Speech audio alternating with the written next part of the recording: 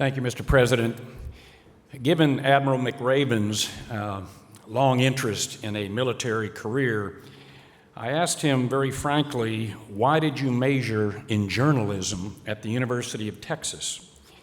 And in typical Navy tradition, he looked at me and said, "That's where the girls were." Well, one of the girls he met at the University of Texas is here with us this morning, his wife of 37 years, Georgianne. Georgianne, thank you so much for being with us.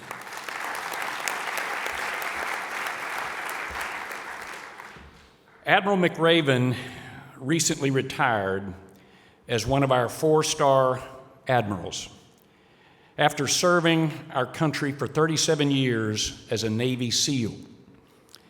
Since 2001, he's worked almost exclusively in counterterrorism operations.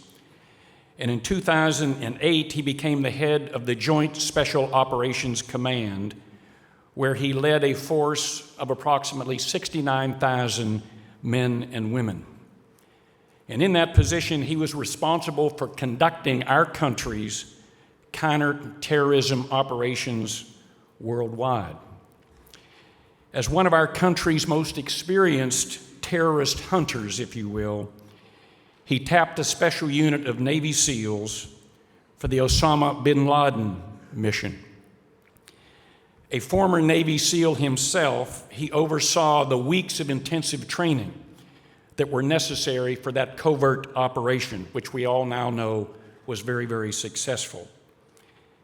But that's just a glimpse of the responsibilities and achievements of this man. What about the man himself? Let me give you a few brief examples. Admiral McRaven, simply stated, does not believe in leading from behind. He has frequently quoted Pope Francis, who said, and I quote, "A shepherd should smell like his sheep." Well, Admiral McRaven did, and thankfully not this morning, Admiral. He frequently accompanied his teams on special operations in Iraq and Afghanistan. Why did he do that? Well, he did it because he wanted to know the fears, the stresses, and the capabilities of the men and women that he commanded. And compassion is also an important characteristic of this man. In 2010, our Special Operations Forces mistakenly killed 5 Afghan civilians. He quickly admitted that a terrible mistake had been made. There was no cover-up. He frankly admitted a terrible mistake had been made, but he wanted to do more. What did he do? He decided to pay homage to the historical tribal honor codes. And after being warned by his staff, "Admiral, you cannot do this. You will be killed," he personally met with tribal elders, offered them 2 animals, and offered to sacrifice them as a mercy-seeking gesture, which was consistent with the honor codes in existence in Afghanistan. But equally important, he told the tribal elders, quote, "I am a soldier. I have spent most of my career overseas. I have children as well, and my heart grieves for you." The tribal elders understood and accepted his gesture. There is a poster in his office which I think typifies and certainly underscores his philosophy. And it says, "Ships in port are safe, but that's not what they were built for." Admiral McRaven is a leader in the truest sense of the word, and we are so pleased to have him as the Chancellor of the University of Texas System, a position he accepted in February of this year. Admiral McRaven.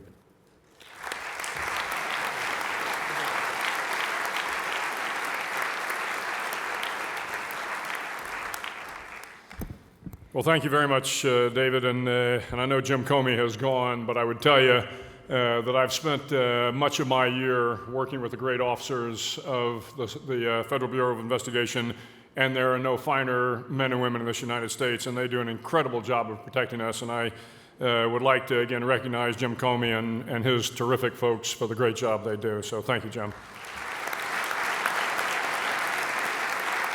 And thank you very much, David. I appreciate the kind introduction. It is great to be here with America's finest trial lawyers. You know, several years ago, the father of American terrorist Admiral al-Awlaki sued me after al-Awlaki was mysteriously killed in Yemen. And then after the death of bin Laden, his son threatened to sue me. But I thought after I left the military and stopped chasing bad guys that the need for a good trial lawyer would go away. However, now that I'm the Chancellor of the University of Texas and embroiled in Texas politics, I find I still need a good trial lawyer. So I've got a bowl up here. If you could leave your business cards in that bowl, I would appreciate it. Having said that, I do know where to find one of the finest trial lawyers in the nation, and he just happens to be one of my regents. In the few short months since his arrival on the board, David Beck has already made a huge difference in the temperament, the thoughtfulness, and the decisiveness of the board. David, it has been a real pleasure to work with you, and I look forward to the next several years together. While I have never had any formal legal training, many years ago, I was asked to make the case for one of the more complex legal arguments of our time. On 9/11, I was in a hospital bed in my home in Coronado, California, recuperating from a serious parachute accident. Soon after the events of that day, the president stood up what was called the Office of Combating Terrorism on the National Security Council staff, and by October 1st, I was limping my way into the old executive office building as a brand new member of the White House staff. 1 week into the job, I received a call from a man inside the president's inner circle, and he said, "Are you Captain McRaven?" I said, "Yes, sir, I am." He said, "You're a Navy SEAL, right?" I said, "Yes, sir." He said, "Good, I need you to do something for the president." And I thought, well, here it is. This is what I've been waiting for. On the job a week, and the president is already asking for my military advice. Now, maybe what he wants to know is how to deploy naval forces into the Arabian Gulf. Or maybe he wants my advice on overthrowing the Taliban in Kabul. Or maybe he wants to send me on a secret mission to get this guy, bin Laden.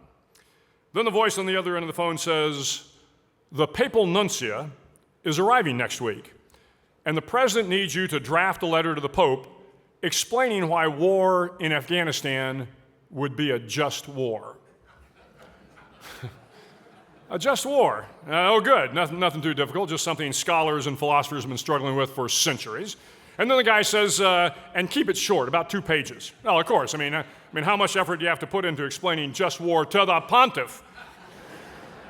And by the way, I was a Methodist from Texas. This really wasn't my field of study, not in my wheelhouse. Nevertheless, I reached out to several staff members. I called cardinals and bishops, and within a few days, I had my first staff assignment complete. The papal nuncio arrived the next week, the letter was delivered to the Pope, and off we went to war. Now, I don't think the two things had anything to do with one another, but you never know. But over the course of the next 10 years, and 2 wars in Iraq and Afghanistan, I had the opportunity to be involved in some of the more notable special operations of our time. Some of those missions came to light, most did not. And as serious and as intense as they may look from the outside, invariably there's a humorous backstory that accompanies most of these missions. In December of 2013, we captured Saddam Hussein. The Special Forces soldiers brought him from Tikrit, which was a little bit north of Baghdad, where he'd been captured, down to my secret headquarters in Baghdad. We had a small holding area where we intended to keep Saddam for about 30 days. But the entire world was waiting to see that we had captured the most wanted man in Iraq. My chief of staff came in to inform me that Saddam was in the holding pen, but that over the past 6 months in his hiding, he had grown this huge beard. The Navy captain was concerned that photos of Saddam might not look like the former president. So I directed my chief of staff to have Saddam's beard shaved off and return him to his original look. A little while later, after I'd finished making calls to my bosses and letting them know that we had gotten Saddam, a 3-star general shows up in my headquarters, and he wants to see this butcher of Baghdad. So we walked over to the holding area, and there, much to my surprise, was Saddam Hussein with a pair of scissors in his hand, cutting off his own beard. I carefully removed the scissors, had a few choice words with my staff, and then directed the soldiers to finish the job. But as we moved Saddam to a nearby sink, the 3-star general was quite taken aback, and he said to me, "Do we have the authority to shave Saddam?" I said, "Sir, I had the authority to kill him. I think I have the authority to shave his beard." The next day, a clean Saddam Hussein made the front page of every paper in the world, and not a word about who shaved him was in the article. Over the Easter weekend of 2009, we received word that Captain Richard Phillips of the tanker Mercy, Alabama, had been captured by pirates and was being held a hostage off the coast of Somalia. I sent the SEALs in to assess the situation and to see what our options were. Now, there were 4 pirates and 1 hostage in a very small lifeboat. I knew that what we would have to do is let the situation play out and stand by for any opening that might present itself. The problem was the White House wanted a deliberate response plan. I tried to explain to my military chain of command that we couldn't do a standard assault. It was a very small lifeboat. We couldn't bring SEALs in helicopters and fast rope. It was a very small lifeboat. But nonetheless, a plan was needed. So at 2 o'clock in the morning, I called up Admiral Mike Miller, who was the superintendent of the Naval Academy, and I asked him to get me the smartest professor he had on naval architecture. Several hours later, we picked up this mild-mannered civilian in the middle of the night and brought him to a secret location in the United States, and he worked all night long crunching the numbers to determine if we could ram the lifeboat with one of our cigarette-hulled vessels and not inadvertently sink the lifeboat. So the next day, I had my answer. I briefed the chairman of the Joint Chiefs that we had a plan. We would ram the lifeboat with one of our craft, send everybody ass over tea kettle, jump into the middle of the compartment, kill the bad guys, and rescue the good guys. And the chairman across the video teleconference says, Bill, that's your plan? That's your deliberate plan? Yes, sir, that's my plan. 2 days later, the opportunity presented itself, and the SEAL snipers eliminated the hostages and rescued Captain Phillips. That night, we returned the wide-eyed professor of the Naval Academy with a tale of midnight intrigue he would never forget. 2 years later, on May 2nd of 2011, was the evening we got bin Laden, and I was on a video teleconference with the president. He asked me if I was certain that we had the right man. I informed the president that I needed to go do a visual check before I confirmed the demise. I drove a short distance where the SEALs were bringing in the remains. We pulled the heavy body bag from the vehicle, unzipped the rubber container, and I began to inspect the body. I looked at the facial features, which after 2 rounds in the head didn't look great. However, knowing that bin Laden was about 6'4", I turned to a tall young SEAL who was standing nearby, and I said, "Son, how tall are you?" He said, "Sir, I'm about 6'2". I said, "Good, I need you to lie down next to the remains here." He said, "I'm sorry, so you want me to do what?" He said, "I want you to lie down next to the remains here." So he lay down next to the remains, and of course the remains were a few inches taller. So I returned to my makeshift headquarters, and I informed the president that while without DNA I couldn't be positive, I told him, I said I did have a SEAL lie next to the body, and the remains were clearly taller. So there was a pause on the other end of the video screen, and the president, now in a pretty good mood, responded, "So Bill, let me get this straight. We had $60 million for a helicopter, which we had lost on the mission, and you couldn't afford a tape measure?" 2 days later, I returned to the States, and the president invited me to the Oval Office, where he presented me a plaque with a tape measure on it. Well, a lot has happened since that first day I arrived at the White House, and I think back on the letter I drafted to the Pope. I don't know whether my thinking was consistent with just war theory, but what I know today, after years of fighting this war, is that this may be the most righteous fight we have had in the past 1,000 years. It is a fight between the civilized world and the barbarians who seek to destroy it, the extremists, the Al-Qaeda core and their franchises in North Africa, Yemen, and Iraq. From Boko Haram in Nigeria to Al-Shabaab in Somalia, from Abu Sayyaf in the Philippines to the Taliban in Afghanistan, from ISIS to al-Nusra. They bring nothing but destruction, tyranny, savagery, and slavery. There are no redeeming qualities about the extremist views and the so-called justice they exercise over their subjects. In Afghanistan, I saw Taliban and Al-Qaeda fighters force their way into rural villages, and the first thing they did was kill the elders who failed to comply with their orders. If they had a particular elder that they needed in order to garner the village support, they would bring a member of the elder's family out and kill him in front of the elder. Young girls were not allowed to go to school. Young men were forced into servitude and schooled only in small madrasas where nothing enlightening was ever taught. Wherever there was resistance, there was death. They practiced a perverted form of Sharia law where any violation could lead to mutilation, torture, execution. Western values frightened them more than anything. Liberal thinking, scholarly work, the power of the individual, the role of women, and any practice of law and religion that were not Islamic was worthy of a painful death. In Kandahar province in southern Afghanistan, the Americans started a small girls' school. Had about 50 girls that were members of the school. It was a small two-room building in a reasonably secure area of Kandahar district. Every day, dozens of young girls would put on their uniforms and make their way to the schoolhouse. To the Taliban, it became a symbol of all that was wrong about the West, educating women. Clearly, the devil's work.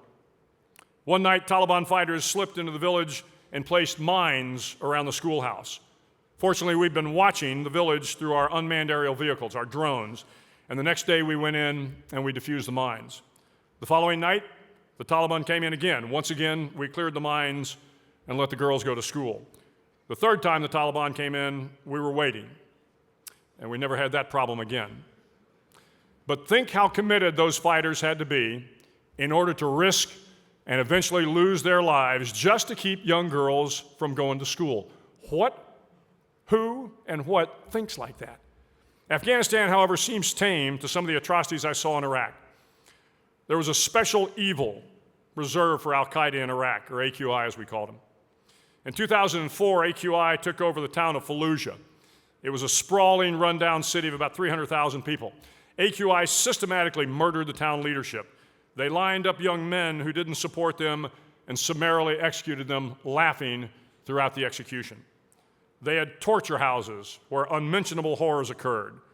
I watched through our surveillance as they dragged men out of their houses and shot them in front of their families. Finally, in late 2004, the Marines, the Army, and Special Operations Forces went in and cleared out Fallujah. In 2005, Sunni tribal leaders began to come together in what was called the Sunni Awakening to stand up against Al-Qaeda. And by 2009, we had begun to turn the tide in Iraq. One of my proudest accomplishments was we helped to establish Iraqi courthouses so the Iraqis themselves could bring Al-Qaeda to justice. We had Navy SEALs, Army Rangers, and Green Berets setting up courthouses, helping with the dockets, protecting the judges and the prosecutors, allowing justice, real justice, not a kangaroo court, but true civilized justice to play out in Iraq.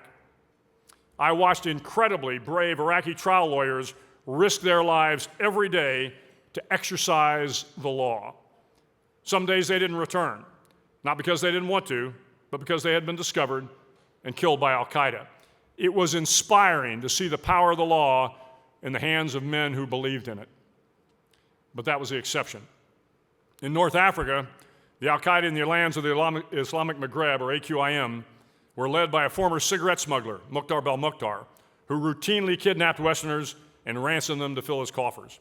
When ransom wasn't paid, he returned and then executed his hostages. It was MBM who took over the BP oil refinery in January of 2013. 37 hostages were killed. AQIM has been emboldened by the fall of Gaddafi and has been reinforced with sophisticated weapons left over after the Libyan army fell.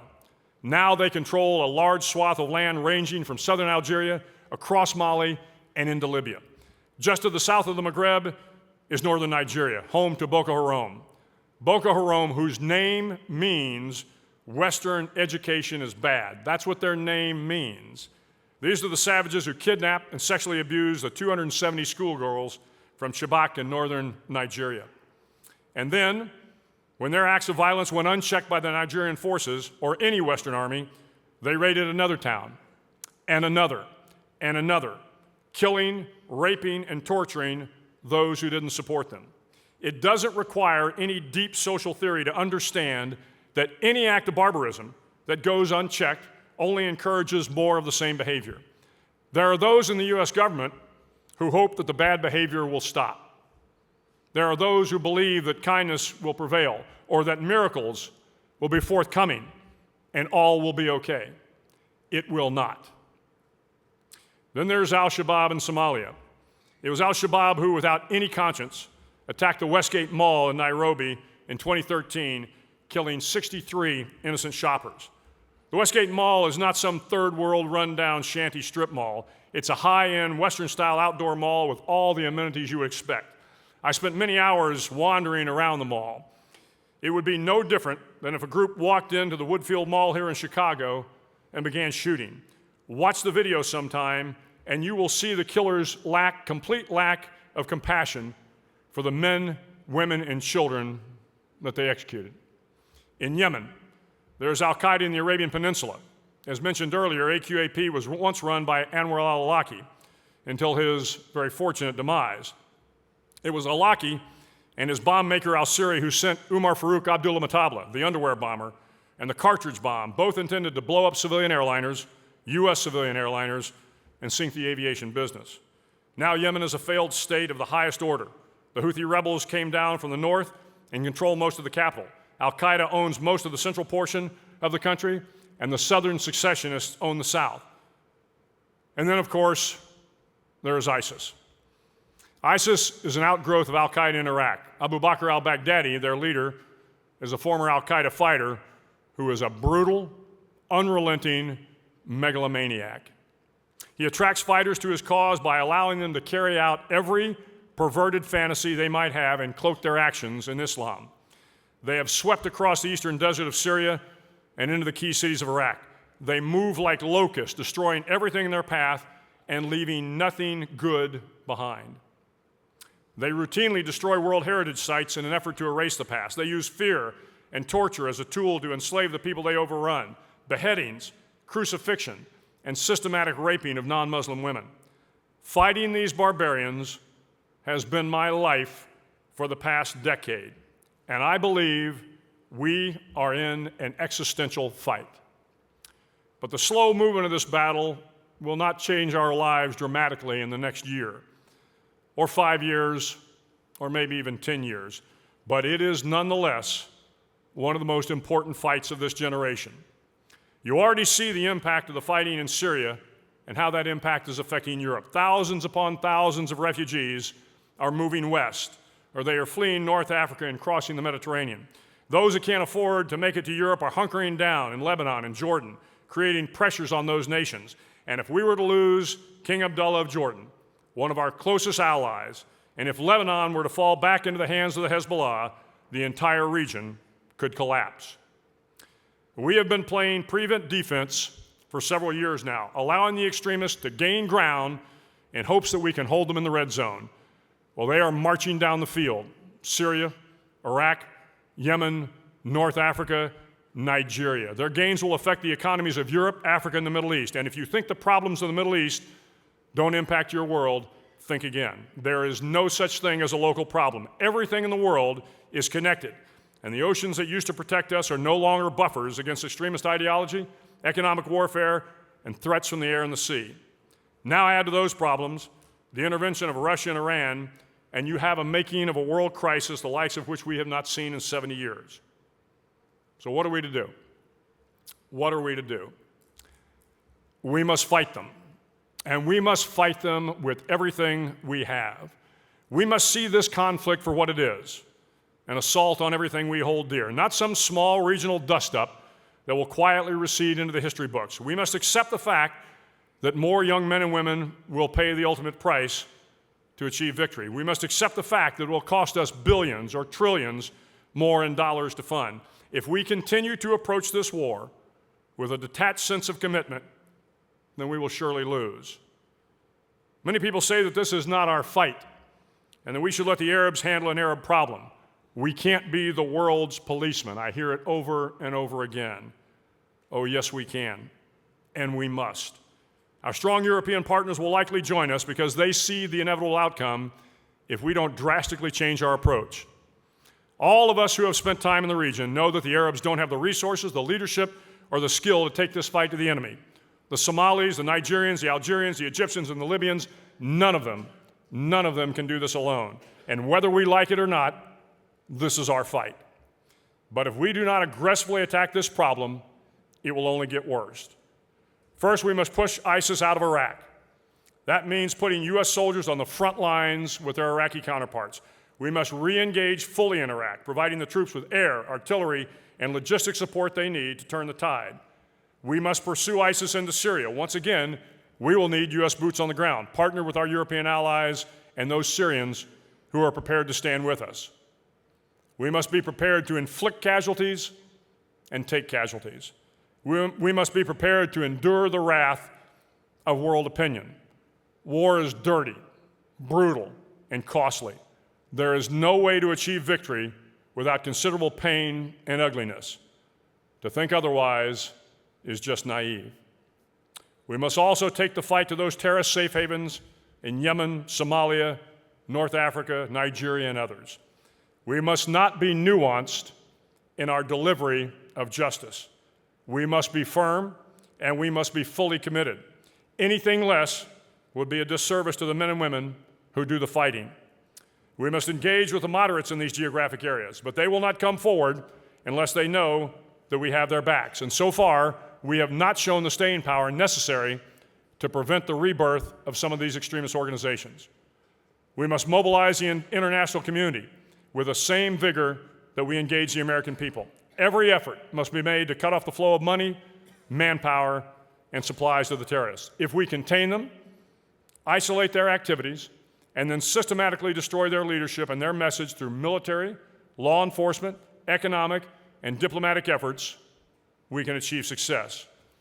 But it will not be easy, and it will not be quick. Now, if all this sounds rather alarmist, it should. We are in perilous times, but it is easy to see these atrocities as someone else's pain, someone else's misfortune, someone else's country. I love the final courtroom scene in Matthew McConaughey's movie, A Time to Kill. If you've seen it, you know it's set in rural Mississippi. McConaughey plays a local young streetwise lawyer who, against everyone's advice, takes a case to defend a black man responsible for killing two white supremacists who raped a man's young daughter and tossed her over a bridge. In the pivotal scene, McConaughey is making his closing arguments to the all-white jury. He talks them through the events of that night.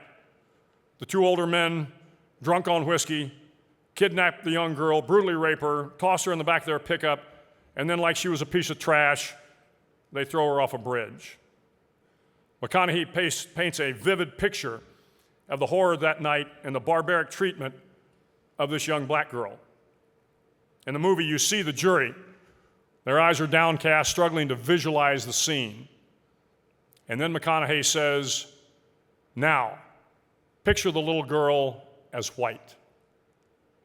Now, picture the little girl as white." Watch the news today and picture the families escaping from Syria as yours. Picture the border full of refugees as our borders.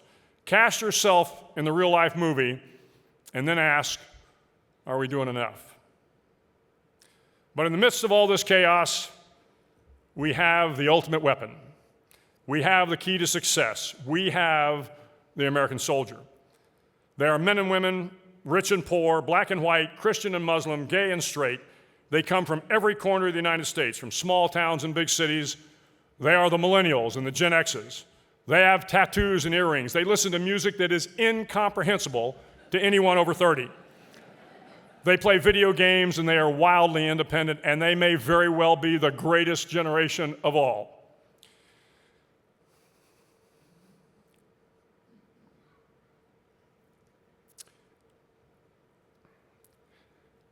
They volunteered.